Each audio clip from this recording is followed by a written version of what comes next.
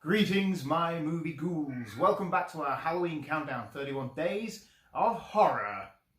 I'm Nate, the Ultimate Movie Geek, and I'm joined once again by Marina, Mrs. Movie Geek. Not really her name, but you know. Here we are, we're getting so close to Halloween. It's been quite a long one this year. It has. It feels quite like tedious this year. I think we've struggled for films. Struggled for films to get them, to watch them and all that, but I think we might shake it up next year. Do something a little bit different. Let us know what you think. Tonight, we watched a new film, a 2020 film, which, you know, they're quite rare, aren't they, this year? Oh, I thought it was 2019, is it? No, 2020, yeah, came out earlier this year.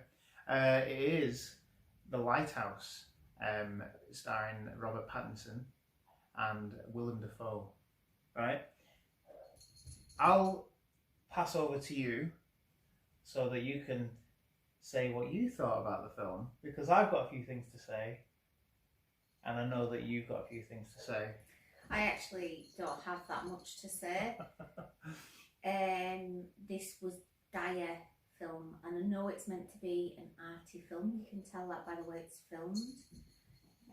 It's in black and white, and I can't even think you'll know what it's called. Where it's the aspect ratio. Aspect ratio. And it's set in, say, I don't know, 1890s, something like that, in New England, on a really remote lighthouse out in the middle of the sea. And Willem Dafoe and Robert Pattinson are the lighthouse. Robert Battenbat, if any people follow it. Carry on. The lighthouse keepers.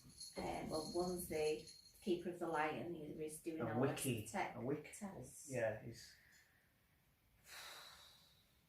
It was possibly, I say this often now, I feel, it's up there with one of the worst films I've seen in a long time. I don't like, you have two types of people, I think.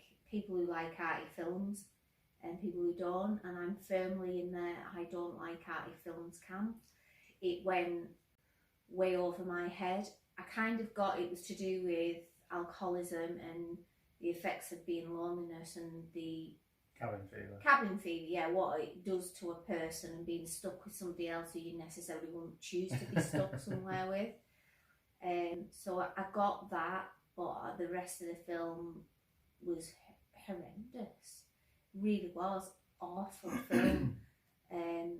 What was it that was horrendous though? Because I think I struggled to understand what they were saying. There was a lot of the there time. was a couple of times when Dafoe was proper. Like, he's chewing his words, and I think even Pattinson was. Yeah, I couldn't understand a lot of the dialogue. But I didn't like the way it was filmed. How do you know? It didn't make sense to me at all, other than the two raving alcoholics.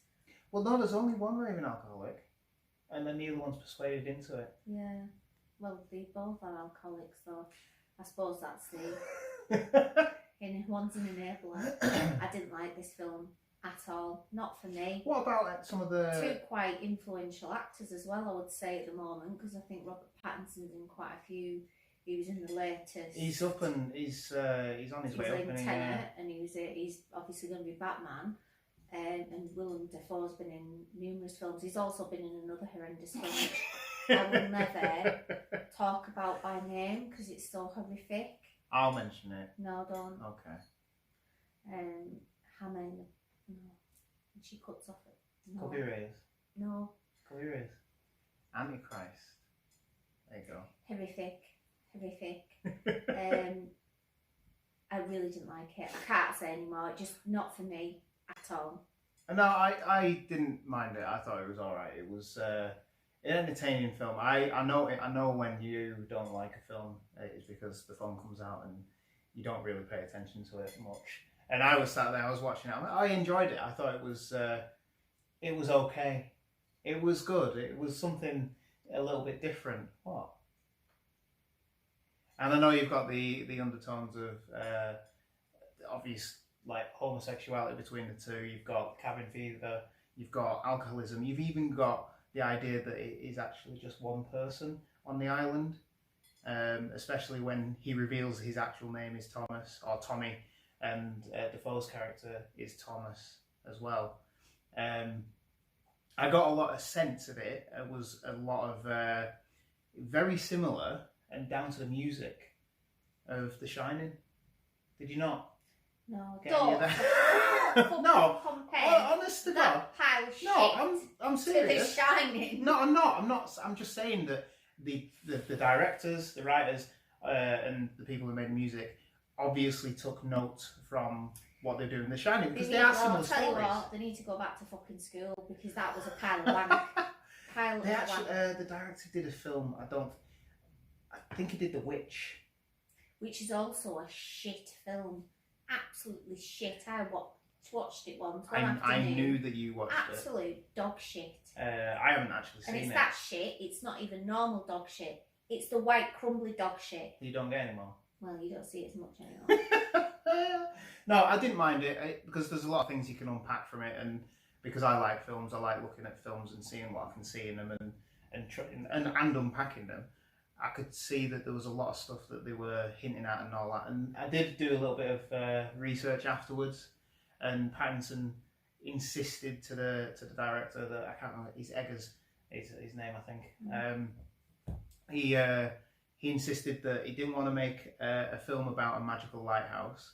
So there's a lot of footage, scenes where there is something going on, like a supernatural element. But from Pattinson's point of view, that's not what he's doing. He just wants to show a man going mad. It's just madness. And it is just madness. And it all kicks off because Pattinson's character he seems like a teetotaler. He doesn't want to drink. And then the last night, just before the boat's supposed to come and pick him up, he's persuaded into having a drink, and they get shit-faced. And then from that point, everything starts to happen, doesn't it? And he's running around doing all these jobs, and he wants to get into the top of the lighthouse to see what's up there. And Willem Dafoe won't let him up there. And it's interesting. And there's a whole backstory. It is, because there's a whole backstory between the two characters. I'll tell you what's interesting. I'm going to paint that wall tomorrow. I'm going to sit there for 2 hours and watch it dry. Nah. That would be more interesting. Funnily enough, he does paint the wall of the lighthouse, and he falls. The most exciting part of the film. But there's the two characters have backstories that could play into this, and there's the idea that they are one side of the same person. The only thing that made me a bit smirk was the sound effect to his wanking. It was really realistic. Oh, I'm not doing that. That's on camera now. Fucking hell. Yeah. No, it was good. I enjoyed it. I'm going. Now, from a couple of years ago, Marina said to me, and it spurred on my In Defense Of videos. You said that no film should get a 0-star rating or 0 pumpkin rating that we're doing. So I reckon you're going to go for 1 or 2. What about the acting?